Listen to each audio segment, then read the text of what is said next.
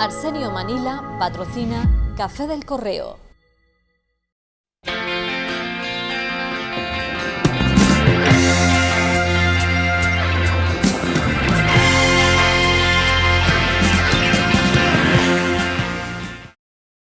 Buenas noches, bienvenidos a una nueva edición del Café del Correo, el programa de análisis y debate de la actualidad en la provincia de Cádiz.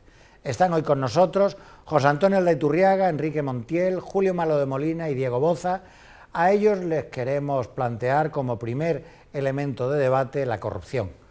Hoy declara el exalcalde del puerto, Enrique Moresco, por un caso, una denuncia creo que de los ecologistas, relativa a la APEMSA, la empresa pública de aguas del puerto de Santa María, y a las decisiones que tomó siendo él alcalde del puerto en APEMSA.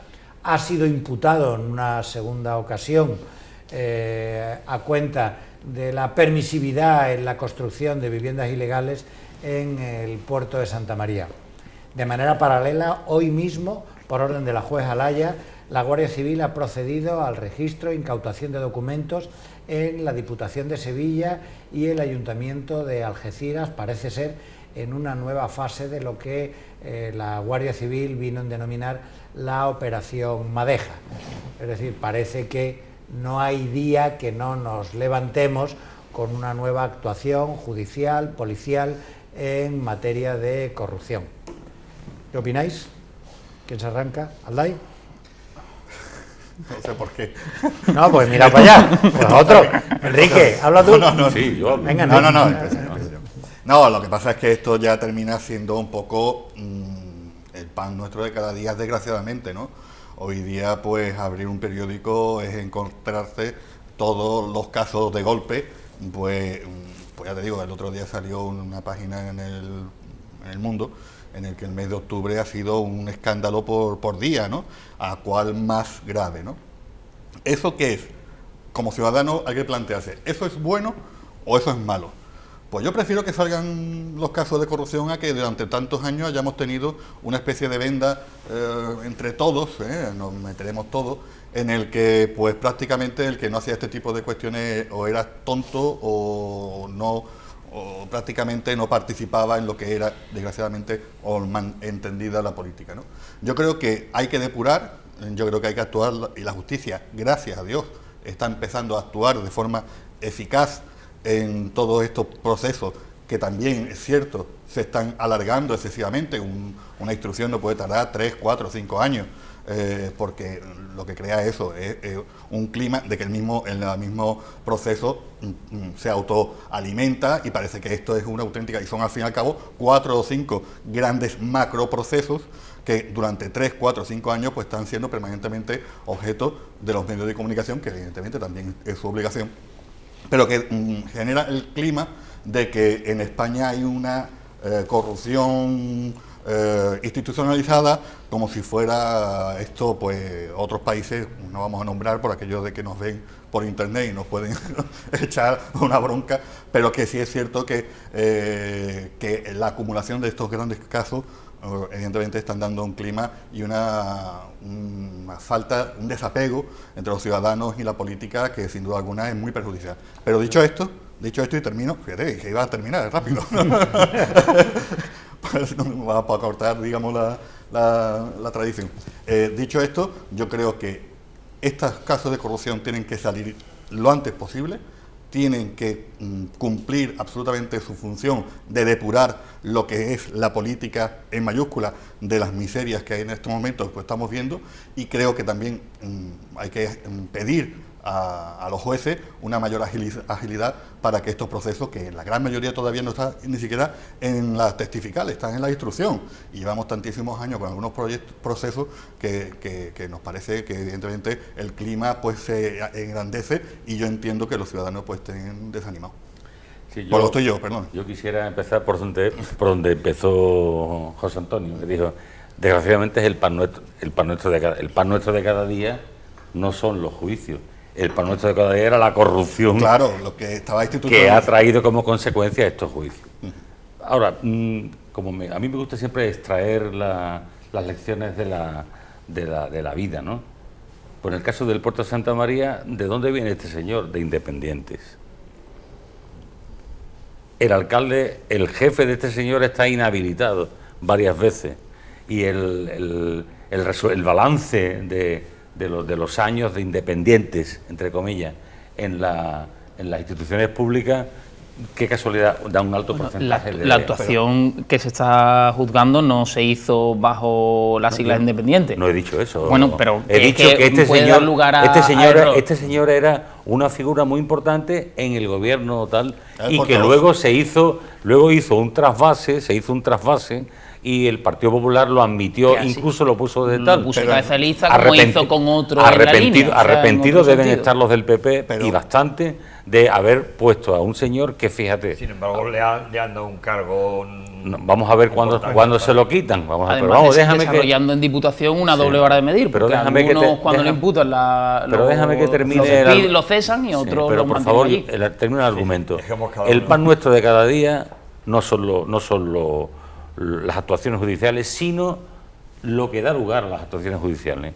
Que hoy, casualmente, haya una intervención tan contundente como la Guardia Civil entrando en la Diputación de Sevilla y deteniendo a 30 personas, o en Algeciras, que no sabemos todavía lo que está pasando allí, significa que en la Diputación de Sevilla y en el Ayuntamiento de Algeciras, en el pasado, el pan nuestro del pasado, ocurrieron cosas que hoy van a ser juzgadas por una madeja de la que se está tirando y que al parecer la madeja no tiene fin.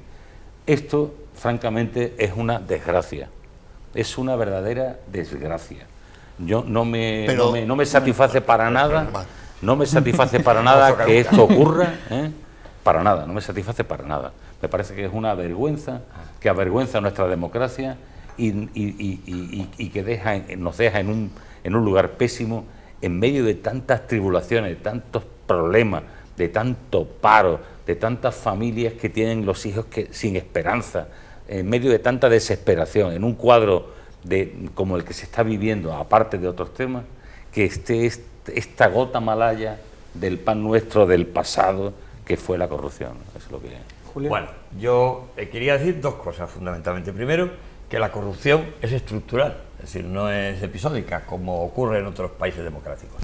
Y es estructural por la propia ley de partidos y el sistema de partidos que existe en España, que siempre hemos hablado aquí, las listas bloqueadas y cerradas, de manera que los partidos funcionan más que como al modelo de corrientes de opinión, que en definitiva se organizan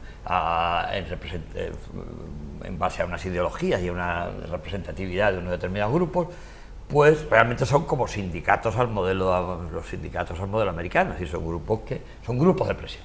No son grupos políticos, sino grupos de presión, porque el elegido no depende del elector, depende de un grupo que le coloca ahí. Entonces, bueno, pues yo creo que esa es un poco, y lo que pasa es que la justicia, como dice un amigo mío abogado, es lenta pero llega, pero es lenta. Y entonces, bueno, pues lo que de aquellos, porque la corrupción empieza en Andalucía, la corrupción empieza de muy antiguo. ¿Para qué? Bueno, hasta que la justicia empieza a enterarse, y ahora está saliendo todo bien. Bueno, eso por una parte. Pero eso que dice es muy grave, decir que estructuralmente, que la corrupción es un fenómeno estructural, es decir, que es inherente al sistema político. Yo creo que sí. Me parece que es muy grave lo que has dicho. Bueno, pero creo que es una caricatura de la realidad, en mi opinión. No creo que el sistema político sea un sistema estructuralmente corrupto. Lo que ocurre es que los dos grandes partidos han tenido causas abiertas en relación con su financiación de corrupción. Mira, date cuenta que todo... Dejarme escuchar a Julio. Dejarme acabar. Luego entramos y nos pisamos todo. Yo comprendo la primera exposición. Como dice Sarita Montiel, según Einstein todo es relativo, ¿no? Decía Sarita Montiel. Bueno, pues yo creo que efectivamente Sarita Montiel tenía razón. Según Einstein todo es relativo. Bueno, tampoco he querido, quizá tú has radicalizado un poco. Yo creo que efectivamente cuando se crea la democracia española, cuando se hace la Constitución, no se cree en la democracia. La Constitución la redactan gente que no tienen mentalidad democrática y tienen miedo a la democracia. Y entonces por eso crean unos partidos con demasiado poder. Los partidos mira, en Inglaterra es normal, y acá, perdona porque me he ido un poco por las ramas, pero acabo con esto, es normal, yo lo he visto, porque he vivido en Inglaterra, que una ley que propone el Partido Conservador sea votada en contra por los diputados conservadores y a favor por los diputados laboristas, porque el sistema es mucho más limpio. El elegido, como es un elegido único por circunscripción, se debe más a los que le eligen que no al partido. Al partido efectivamente le brinda un apoyo para funcionar, porque él solo no tendría medios para presentarse, y le brinda una infraestructura, pero y un soporte ideológico, pero tiene una democracia real más profunda. Aquí, como dice un amigo mío, ¿para qué se reúnen en el Parlamento? Si bastaría que se reunieran los 4 partidos y ¿tú cuánto tienes? 47. Voto yo ponderado. Pues ya se Voto acabó. ponderado. Claro, es que es absurdo. Este sistema es un sistema que nace mal. Eso también es que falso. nace mal. Bueno, Eso también es falso. déjame acabar y luego denuncias todas mis torpezas, que seguramente vamos a abrir un poco tienes juego, razón, si no... porque no me dejas pasar las primeras. El carácter estructural. Voy a retirarlo de que es grave, pero que sí, que efectivamente ese sistema favorece más la corrupción que un sistema más abierto como el Julio sistema es jovesiano, ¿no? Tú eres sí, claro, yo creo que un sistema como el inglés, como el francés, y americano incluso, el americano es un sistema muy transparente, con todo lo que tiene el de malo. Pues el francés, los 3 presidentes de la República últimos están imputados por financiación ilegal de su partido. Bueno, vamos a dejar que termine Julio. Bueno, dejadme terminar. Aldai no va a terminar. El sistema, sí, claro, sí, con lo que yo largo encima cada frase, me cortáis y no llegamos a la clave, porque esto era... Lleguemos a Ese era el punto 1, el punto 2. El punto 1, que era el menor, porque eso yo creo que desde Izquierda Unida, que ha caído en corrupciones graves, hasta el PP, están todos pringados. Bueno, bien. casi todos, ¿eh? Cállate. Están todos todos, no, hay gente muy honrada. En el PP, en el PSOE y en Izquierda Unida me consta. Lo hay, pero el sistema protege de alguna manera o favorece que eso se produzca. Por lo menos lo ha protegido. Ahora ya están ellos mismos asustados de dónde llega la cosa. Pero, ojo, creo que eso es la punta del iceberg. Eso no es porque la verdadera corrupción es la corrupción financiera, no la política. Eso es como la sisa menor. Es decir, lo que han robado los políticos no es nada en comparación a lo que han robado los bancos.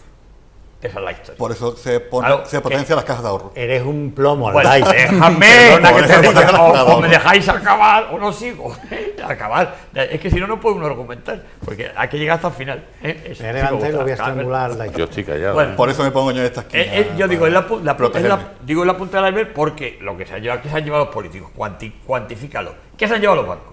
Los bancos se han llevado la mitad del Producto Interior Bruto para un rescate, es decir, un dinero para resolver sus propios problemas económicos. Eso no es verdad. Es cierto. O sea, eso hizo mi hermano, que es director general de España, lo ha dicho en público. Pero la mitad del producto. Muy mal hecho, muy mal hecho. Una No le cantidad dejéis, equivalente son a la 500.000 mitad. millones de euros. Bueno, el 40%. Yo me voy de aquí. No, la mitad llega a la mitad.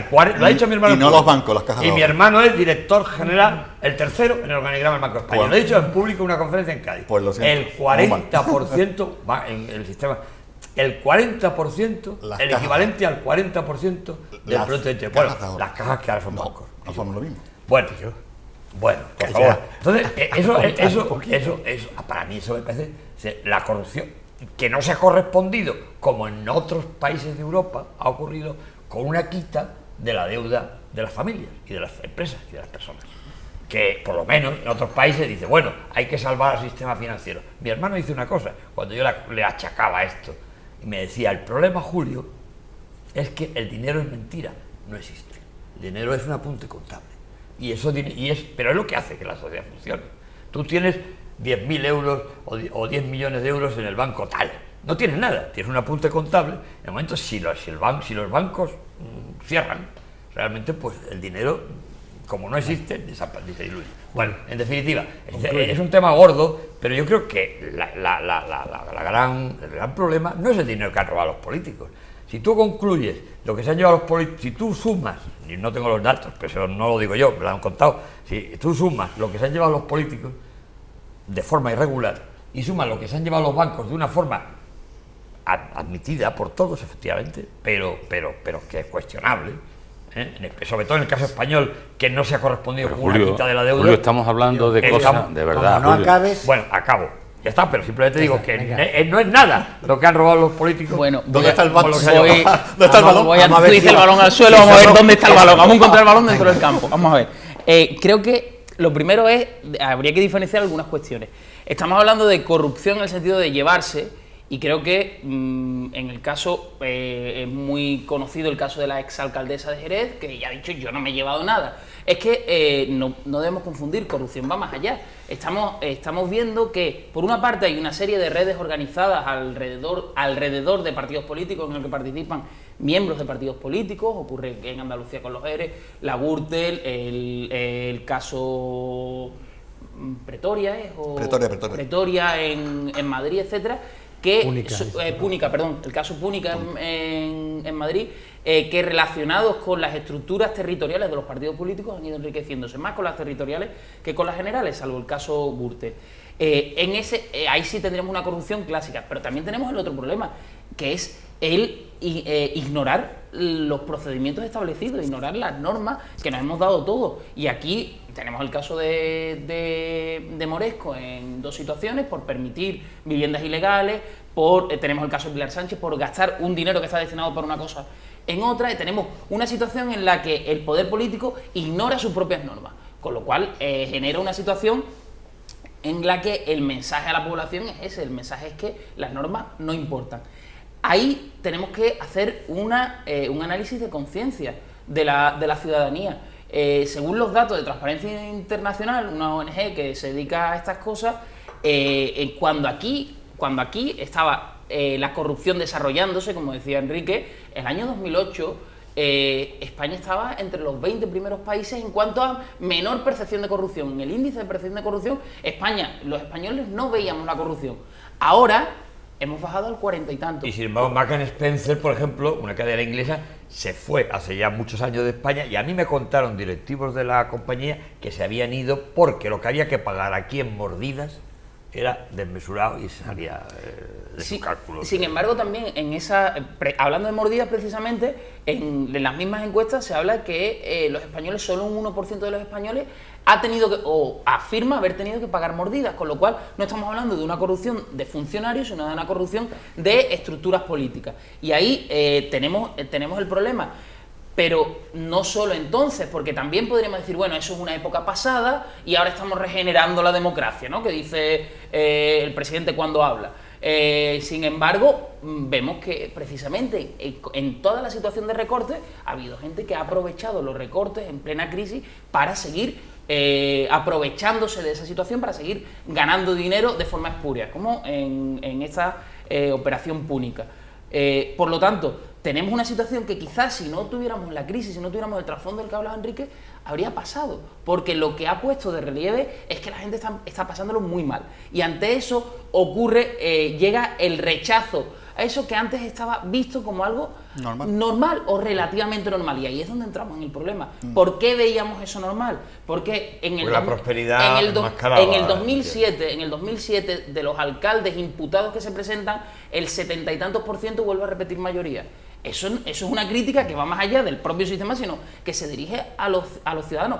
Pero sí creo que hay una situación muy grave y que los partidos políticos no la quieren asumir, porque están amparados en el y tú más, y los dos grandes partidos se enfrentan, y ahí surge una tercera vía, cuarta vía ya casi, que planteando ideas muy simples, pero en esa lucha contra la corrupción, en esa idea de honestidad, está aglutinando votos y va a pegar una sorpresa, y al final lo que ocurra no dependerá tanto de ese partido, sino de la ceguera y de la falta de respuesta por parte de los dos grandes partidos. Eso decía Jaime Pérez, que perdón la interrupción, decía que el ciudadano permite que sus políticos les dicen como cuando tú tienes una criada que es una tipa estupenda y sabes que te roba un poquito en la compra, si las cosas funcionan. Pero claro, ahora, en la situación que hay, que en España, ojo, estamos a 10 suicidios por día, y eso tiene mucho que ver con la precariedad y con los sufrimientos de muchas familias. Hemos pasado de una situación de prosperidad a una situación de deterioro económico. Vamos, sed breves porque se nos va el tiempo. Es que lo que pasa es que Julio ha suscitado un debate que es el que yo creo que es un debate de mucho interés, porque él vincula, digamos, la pequeña corrupción, la pequeña, entre comillas, corrupción, de los alcaldes, de los concejales, de los pueblos, de los pequeños pueblos, de las diputaciones y tal, lo vincula a la gran corrupción, que es la corrupción del sistema financiero, fundamentalmente.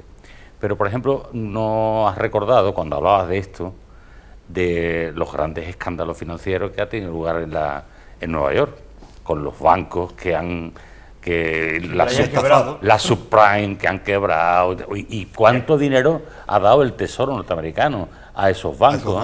Cuidado, Lo está recuperando, Enrique. Que lo está recuperando. Claro, a diferencia de España. Bueno, vamos a ver en España si se recupera. En Holanda han devuelto ya los bancos Quiero Porque decir, empezaron en su momento. Bueno, No, vamos a lo que escuchar quiero- que termine Enrique. yo venga. Ya que no lo volverán nunca. Termino brevemente. Entonces, eso es un debate. Es un debate del cual algunos infieren consecuencias o que ya son mucho más complicadas.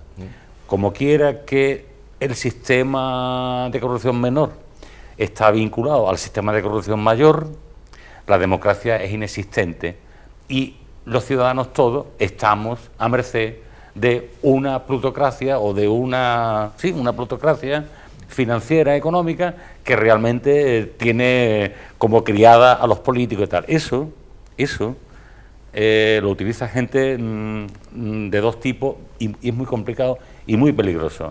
Y es que esencialmente falso. Para que haya corrupción tiene que haber corruptos y corruptores. Vale. Y siempre ponemos el foco en los corruptos, pero se nos olvida, como decía Julio, los corruptores. Hay un poder económico que corrompe y mucha de esta corrupción menor al final es como el doping.